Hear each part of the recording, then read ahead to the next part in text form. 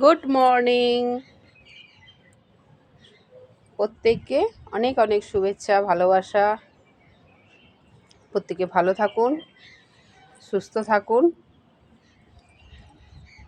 আর এই যে সুন্দর সুন্দর ফুলগুলো আজকে 7টা ফুটেছে এই গাছটার মধ্যে।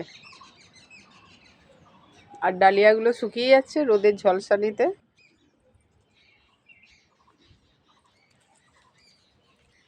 করবী ফুলগুলো আর এইখানে হলুদ রঙের এই রঙটা এত সুন্দর হয়েছে, গোটাটা ভর্তি হয়ে গেছে, গোটা ছাদ। মা এটাকে কেটে ছোট করে দিতে হবে।